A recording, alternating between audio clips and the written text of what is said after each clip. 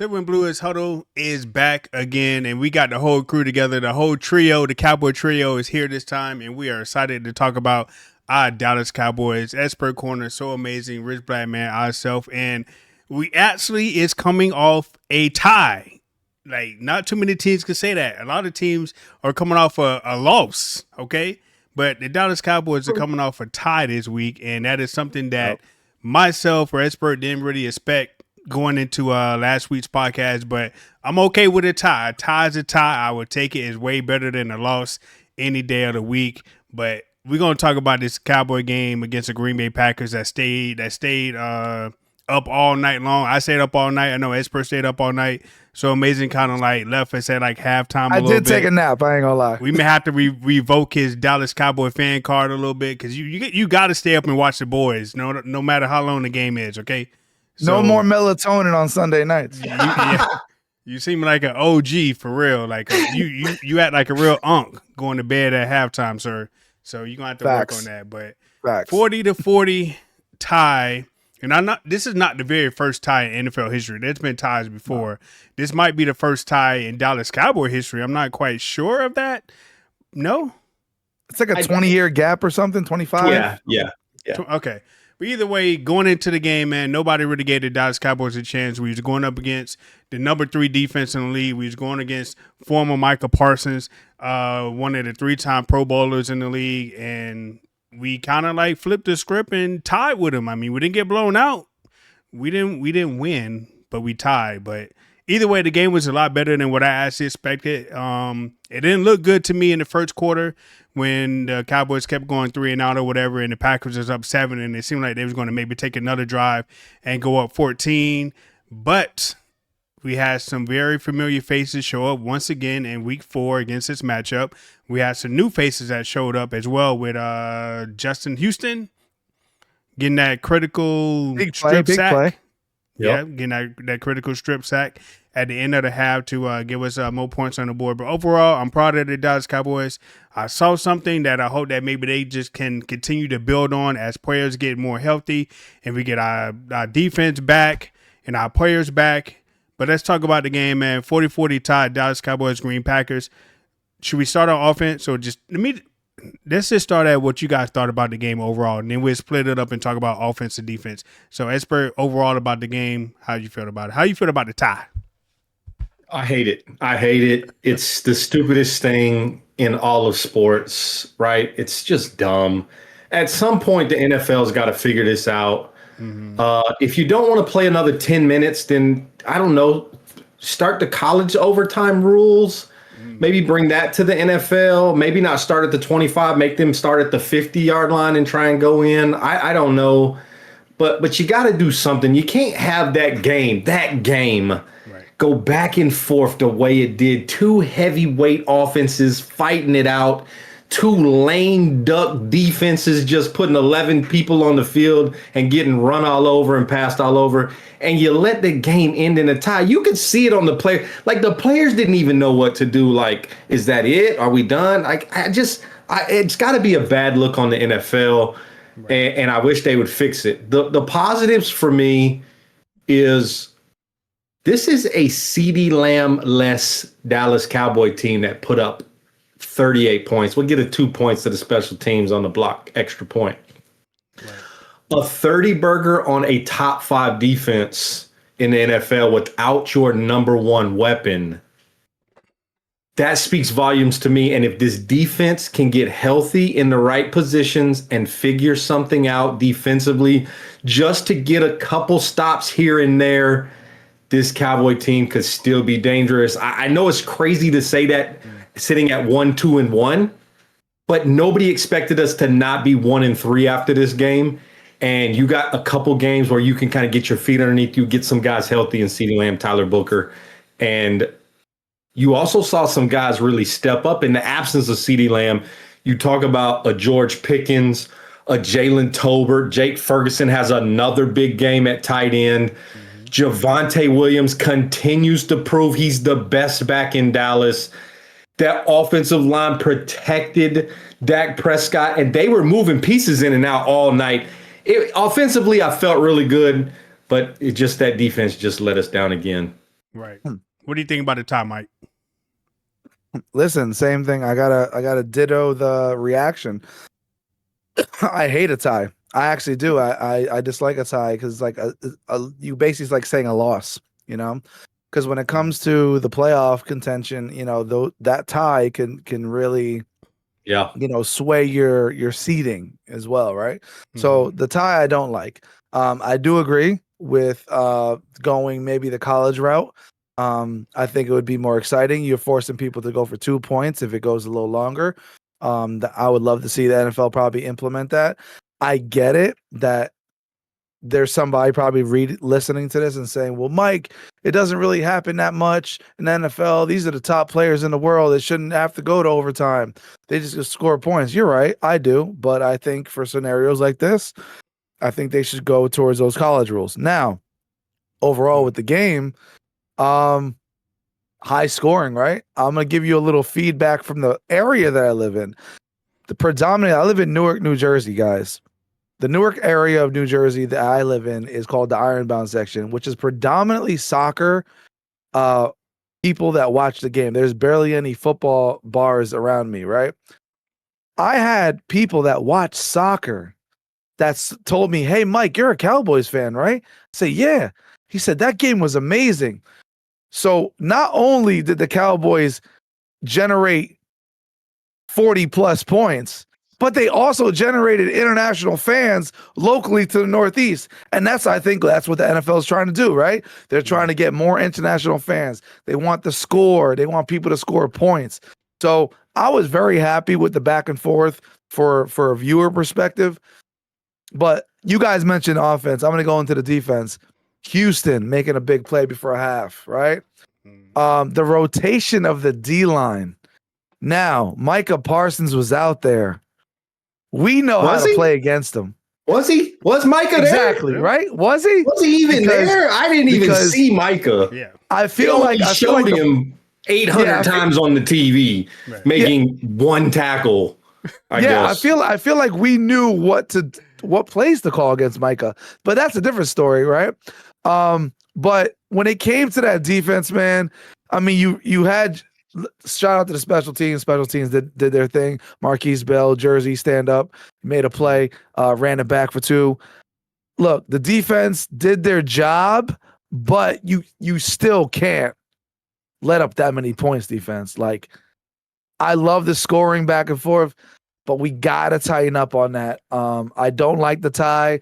I did see some good stuff, especially on the offensive side. Defensive side, I saw a couple spurts here and there. Big hits, the hit on Golden, that was huge. Can't believe he didn't fumble. Overall, I had a fun time watching the game before going to sleep, but let's get into the nitty gritty. How do you feel, Rich? I mean, the tie, you know me. I don't want the Cowboys to lose, so I'd take a tie at any point that I can get a tie. I mean, I don't like ties. I don't think the tie is really gonna hurt the Dallas Cowboys too much. I think it may hurt the Green Bay Packers down the line when it comes to them and looking at the standings and stuff like that. But I do agree that the tie definitely needs to go away. I would like to see them play to death instead of just leaving it to a tie. Play to death. NFL, please implement play to death. Okay. No more ties. Get rid of the ties. I stayed up to after midnight watching this game, and it was like 12:30 before it even ending. And yeah, just play to death. No more tie. Get rid of all that other kind of craziness. But overall, it was a very exciting game. I enjoyed it. I mean, I liked the offense the way that they was running. So talking about the offense, I love the play calling. It seems like Dak Prescott really was only taking 3-step drops the whole time, which actually worked out because that number 11 dude wasn't able to really get to him too often, even though to me, he was a non-factor in the game all game long. Micah Parsons was a non-factor. Like, yeah, he might have got there, but we always talk about almost ain't good in the game of football. Almost is only good in the game of horseshoes. So you almost got to that Prescott, but you didn't get there, sir. So it don't even count. Like, it looked good on TV, but it didn't count. But offensively, man, Javonte Williams, we got to get him more carries at the goal line. We got to stop that Mike McCarthy thing where we get to the 5-yard line and all of a sudden want to pass. Give it to Javonte Davis. He got us down there, man. The man was like, I don't know what he ended up averaging, but it seemed like he was averaging at least another 6 or 7 yards every single carry. I know we did lose Miles Sanders in the game as well, but Javonte was able to carry the load and run the ball. Like, call more running plays, please, okay? And talking about Micah Parsons, the Dallas Cowboys did what other teams used to do to us when we had Micah Parsons. Run at him.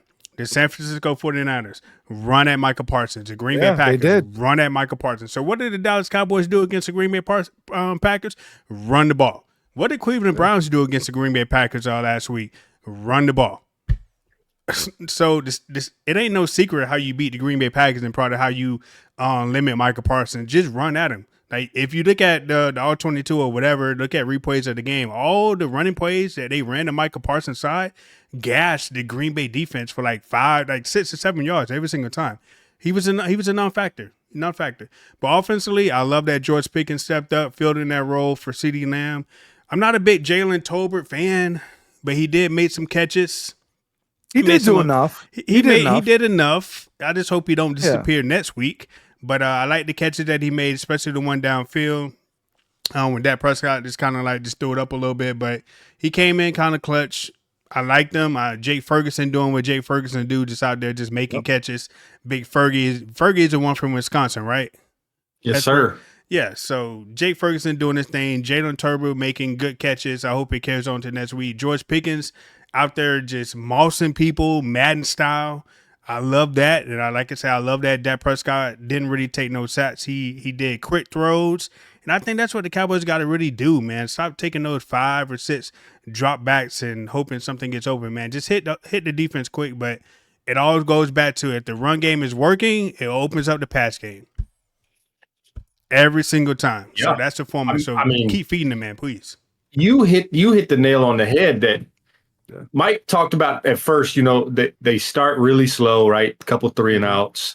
But then when Dak Prescott started to get settled down, he was like, okay, I'm going to start hitting George Pickens quick. And then later in the game, you're expecting that quick route. And, man, he's running the ball down the field. He's going down the sideline. They threw the ball up a couple times to him down in the corner. Just let him be big body and go get the football. You talked about Jalen Tolbert had a couple big catches, especially the big one in overtime to go down there and get points in overtime. It's just offensively, I'm not worried about this football team. Exactly. They're just going to get better offensively as they get into this season with Brian Schottenheimer's offense. This offense is playing really, really well.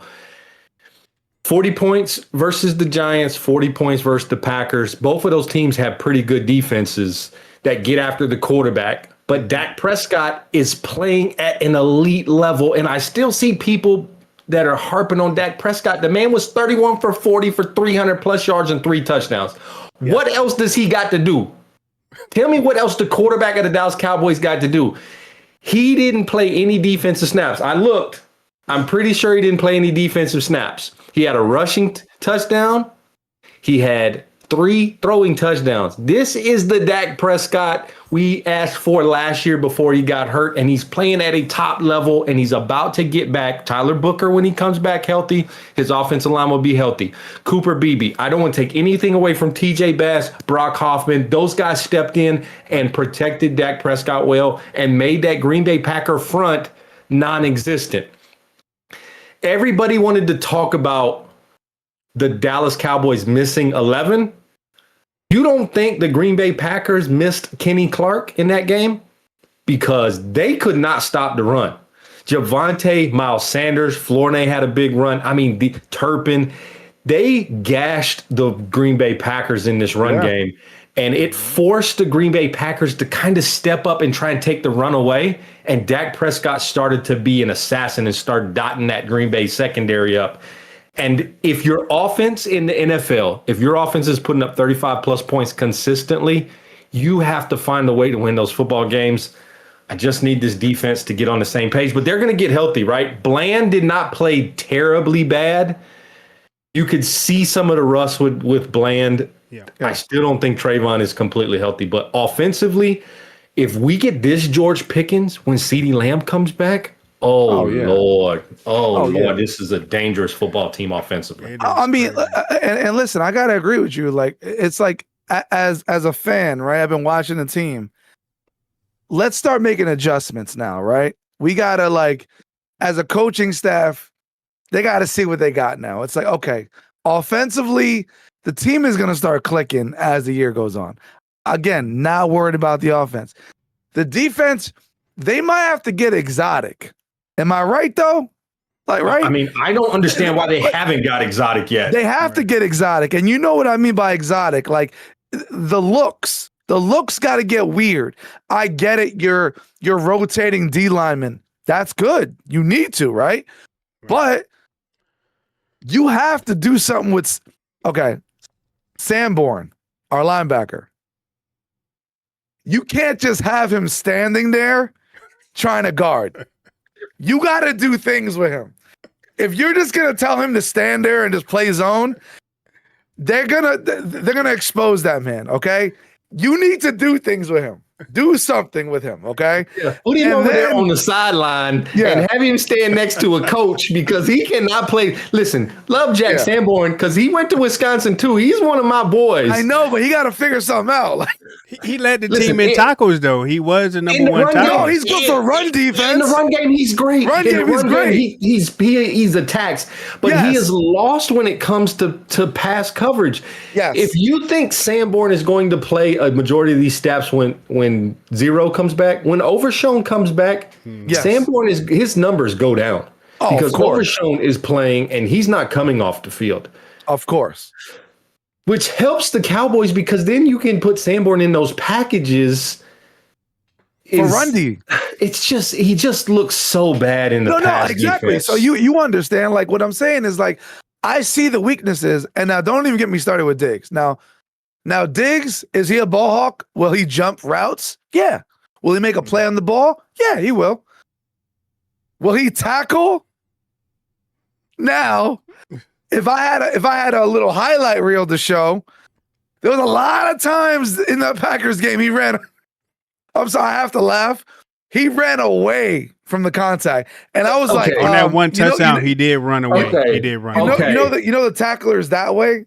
Okay, listen. I got no problem calling out players at certain times, right? But let's think about Trayvon Diggs. One, he's not 100% healthy. He hasn't been 100% healthy the entire year. And I feel like he's got this feeling like he don't have a choice. He's got to play because Duran gets hurt. Elam is not playing well on the other side. He didn't feel like he can really is not going to go to the outside. Right. He's not going to the outside. Revel is not healthy. You know, their draft pick. I mean, there's so many factors going into this. So do you think he's trying to like keep himself durable? He's trying to be smart about when he attacks in the run game and when he doesn't, right? And I get those things. Like, I feel like a true lockdown corner, that's how they're all. Listen, you're just not going to get a bunch of Ed Reeds and a bunch of Troy Polamalu's playing corner. It's just not going to happen. Right. He truly is a man-to-man lockdown corner, and they're asking him to play a lot of zone. If we get a healthy Diggs and a healthy Deron Bland, and Stewart played really well, I really like the Stewart kid in the slot. If Revel's going to come in here and be a good corner for us, and then they can figure something out with these two safeties, whether it's Marquise Bell gets more playing time, my guy Wanye Thomas gets some playing time. But I think the safeties have to communicate better. I don't think they are all on the same page as a secondary as whole, right? How many times in that game, Mike, did we see where you looked up and you were like, why are they still communicating when they're about to snap the ball? And they're like it's almost like, no, you go over there, you go over there. Yeah, it's like, what do I got? Am I supposed to be here? I just feel like sometimes they're out of position when the ball is snapped and they're trying to get back into position and it's too late at that point. Or maybe they don't understand the assignment of where they're supposed to be. And you can't be like that. You think it's because of the new defensive coordinator? Absolutely. Okay. It's just takes time to understand. When we talked about on the last podcast, Rich, it's the same players from the past 3 years. There's not a lot of newness, right? Elam is new at corner, but he's not a man-to-man corner. He's been a zone corner his whole life. Right. Yeah. But you have a team that played predominantly man-to-man the past 3 seasons, right? With Even going aggressive back to blitzing, Dan yeah. Quinn, right?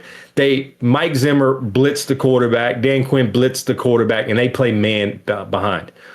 You're asking these guys that you drafted, that you brought to this team as man-to-man guys that know the ball is coming out quick. Now you're asking them to play zone, and they talked even in the broadcast, the longer the quarterback has time in the pocket, the more those zones get stretched and there's wide open spots for these wide receivers to get into.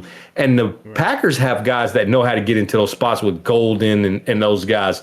They found a way to get into these open spots. And so Jordan Love just sat back there when there's no pass rush and just dotted the Cowboys secondary up because a lot of times those guys are lost. They don't know where they're supposed to be. They don't know how to be aggressive underneath or if they're supposed to play over the top. It's just going to take time. I think the addition of Jadeveon Clowney really, really helped out. We saw that already.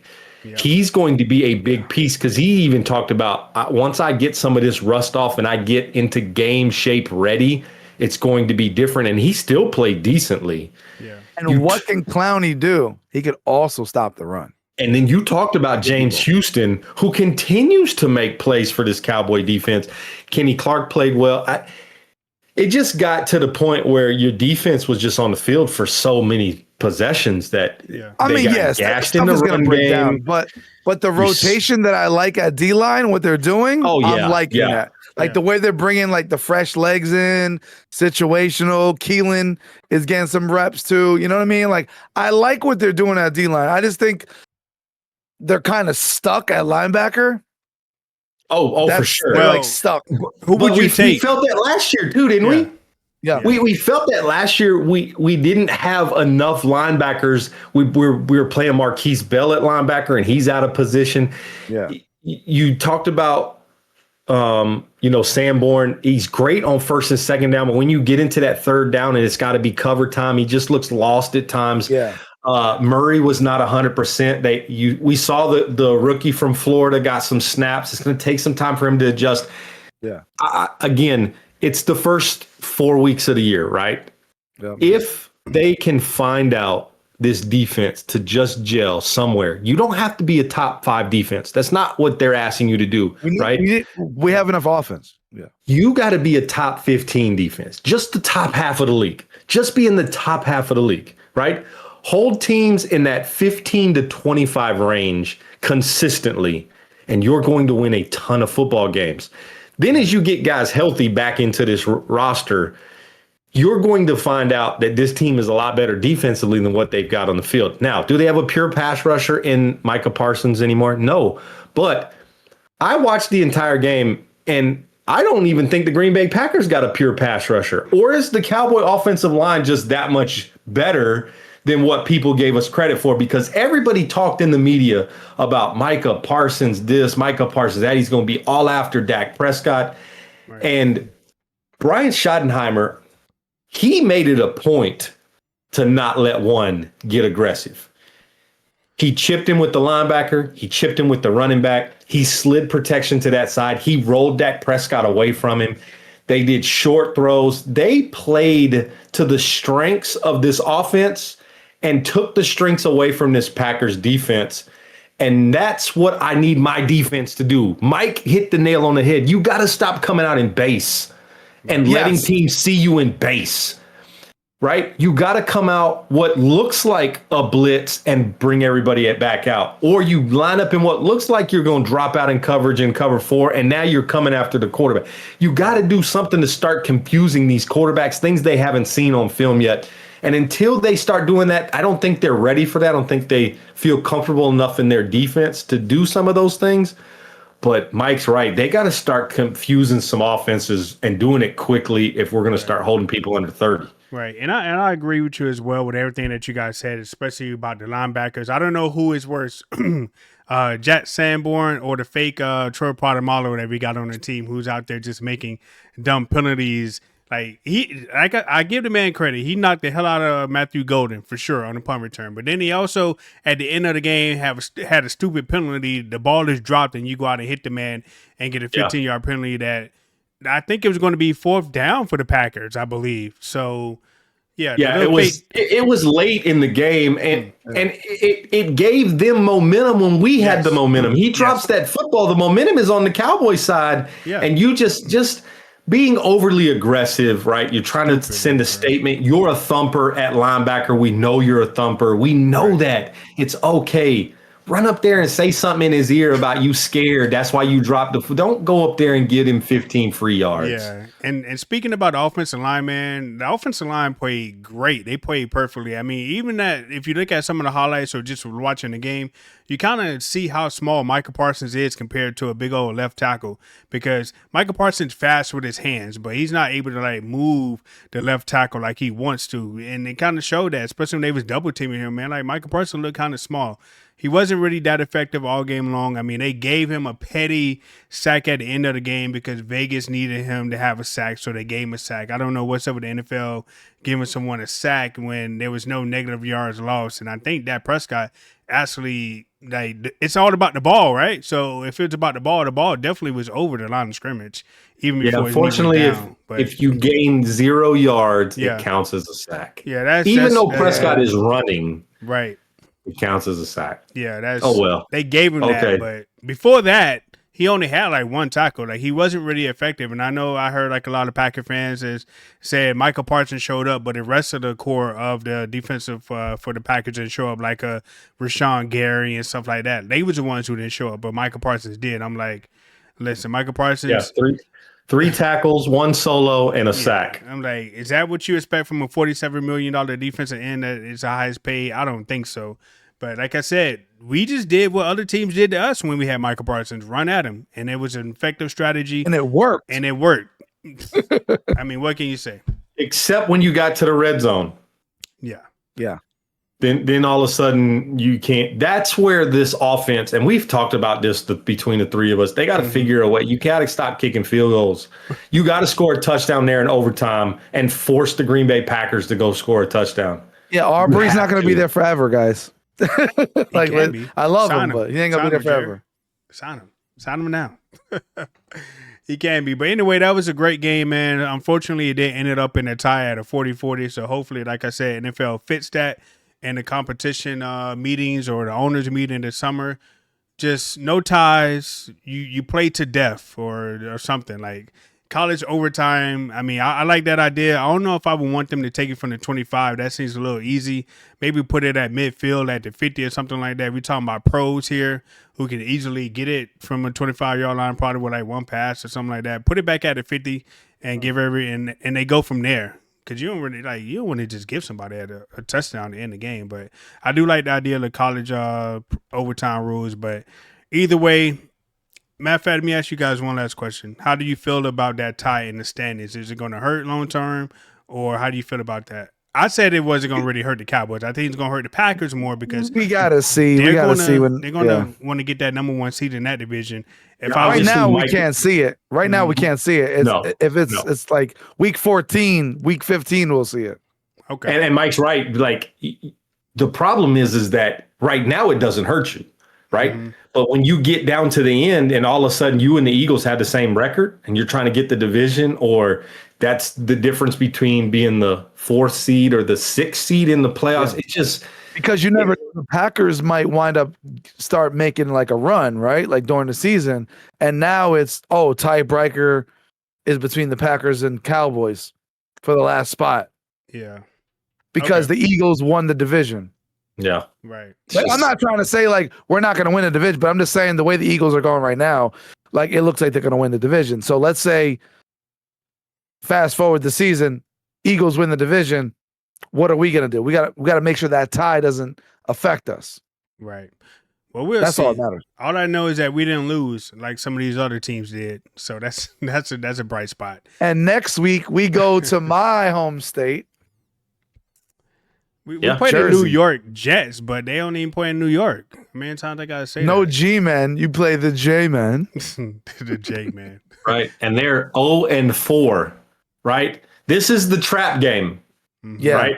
This is the trap game. You got a team. Clearly you got a quarterback for the year that's thrown 471 yards while your quarterback's thrown almost 1,200. This is the team you should dominate offensively. And this is a game for your defense to kind of figure some things out, right? You got a mobile quarterback, right? Go get after him. Expect a dominant game from your defense and then go out there and do it. You cannot go to New Jersey, New York, wherever you're playing the Jets at. You cannot go up there and this be a 21-20 football game. This has to be a statement game for the Dallas Cowboys.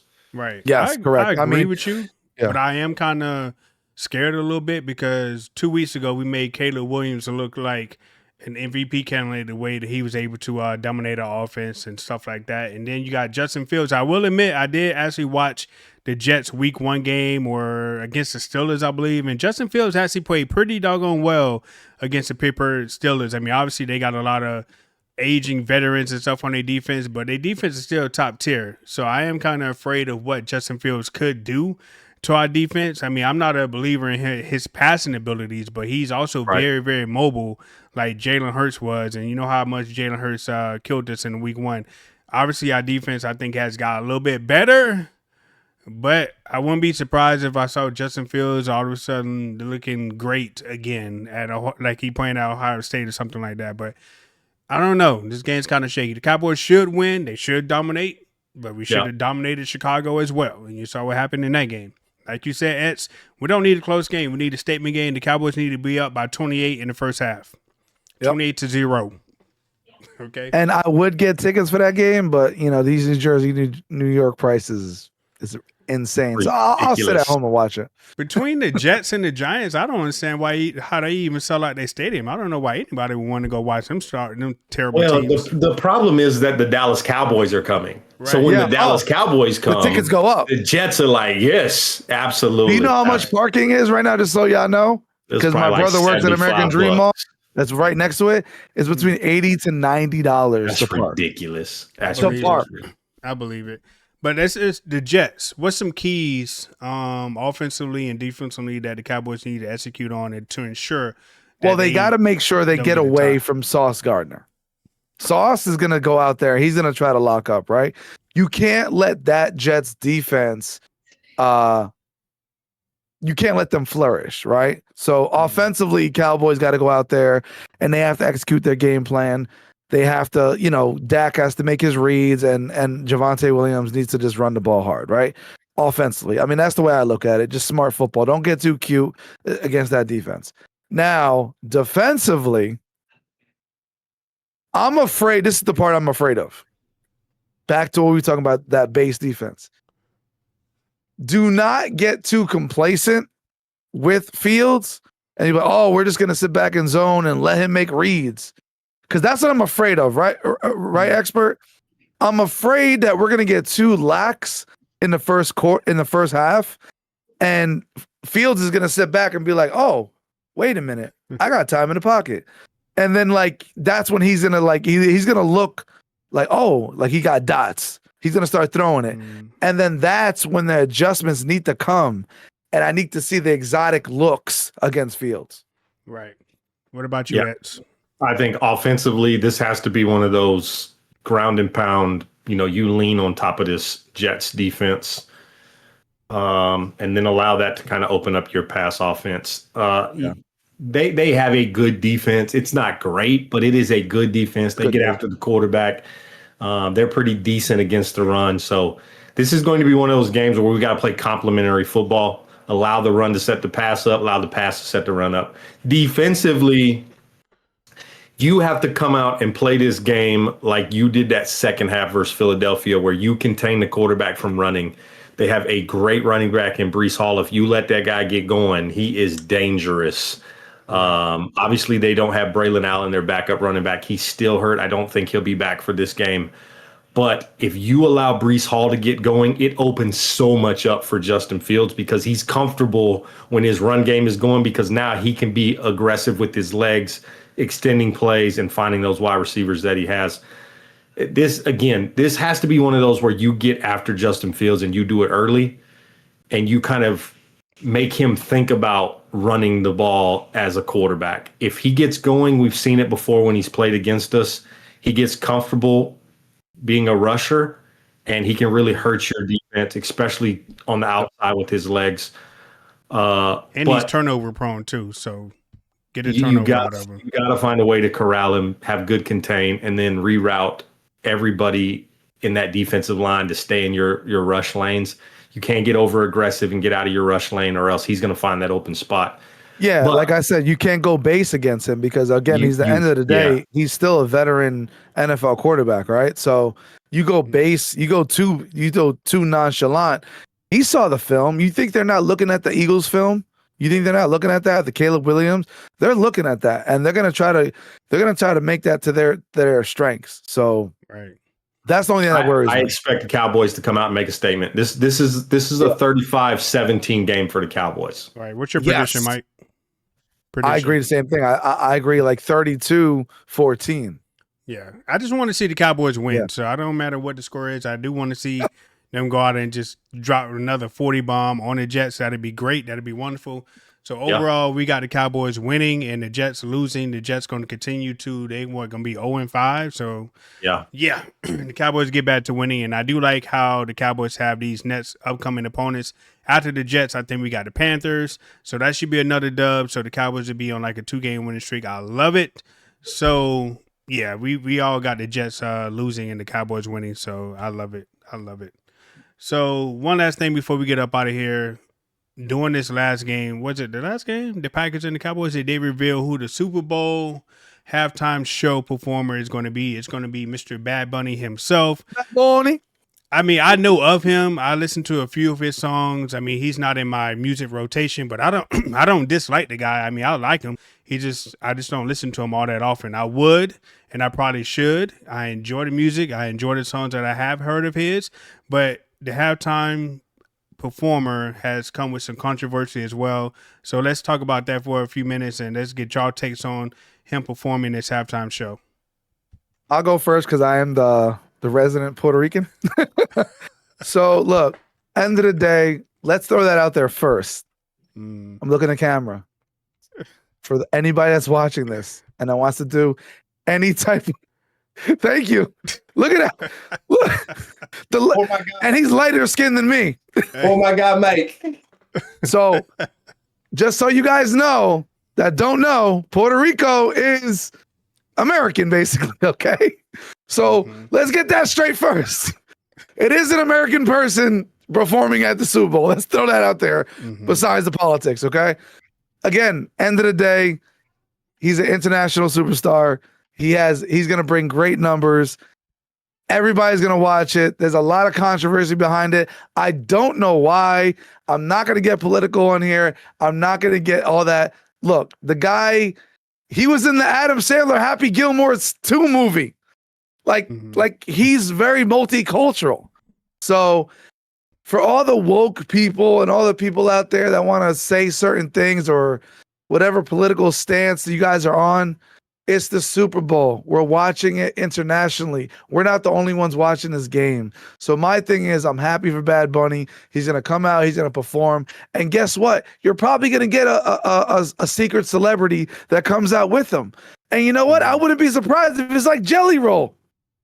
So, I'm cool with it. How do you guys feel? I know Esberg gave a nice prediction pre-show, so go ahead. I mean, here's the thing. He is an international superstar. He's one of the top streaming artists in the entire world, right? The NFL is trying to branch out internationally across the world. We see it with games in Ireland, in England, Brazil. They've gone so many places. Germany has hosted an NFL game. They're trying to branch out. And here's my thing. It doesn't matter what the NFL does. They take a knee, people complained.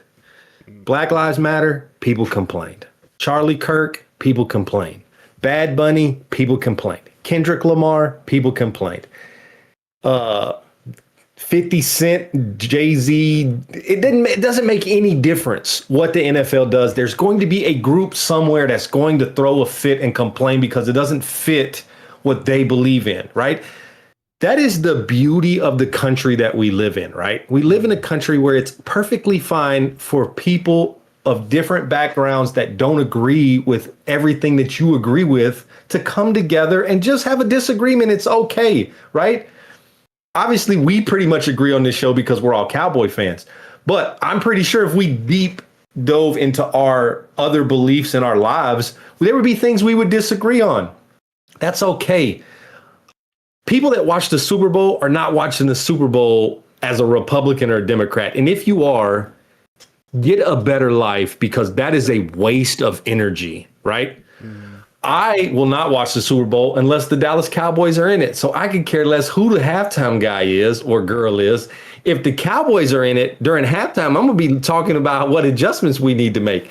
Right. Can we just not enjoy the Super Bowl, where millions of people across the world are tuning in to a spectacle of the greatest athletes that play in the NFL? Right. We got to stop trying to tear everything down in this country and start figuring a way to start bridging some of the gaps with the things we don't agree with. It's okay to not agree with everything, right?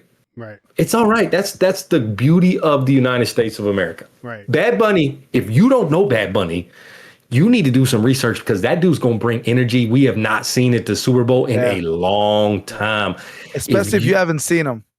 Go and watch when he wrestled in Puerto Rico for the WWE. Yes. Go watch his entrance coming out of the WWE entrance when his song hit and Bad Bunny comes out, and that crowd, it's been a while, I've not heard a crowd that loud singing his song, and that's in Puerto Rico. That is the same reaction he's going to get worldwide. That's where his music is. South America, in Africa, in Europe, all over the world. People know the name Bad Bunny, and they may not know NFL. They may not watch, the Cowboys versus the Bills in the Super Bowl this year, but they will tune in because they know Bad Bunny is at halftime. And so that's why the NFL is doing it. It's just for eyeballs. Right. The NFL wasn't sitting at the offices going, what's the most controversial artist we can get? That's who we need to be at the Super Bowl. That's not what they did. I agree with you, because now I remember WWE is where I actually heard the Bad Bunny name come from. So I remember that. Like I said, I heard a few songs here and there, but overall, you guys should be upset that you guys got to watch the Dallas Cowboys win the Super Bowl this year. You shouldn't be worried about who is performing the halftime show, okay? Like my man just said, it's going to be the Cowboys and the Bills. That is exactly what you should be pissed off about, not about no Bad Bunny performing at halftime. You should have to worry about how you're going to feel at the end of the game in the fourth quarter when it hit 0-0 and you got to watch the Dallas Cowboys hold up that Super Bowl trophy.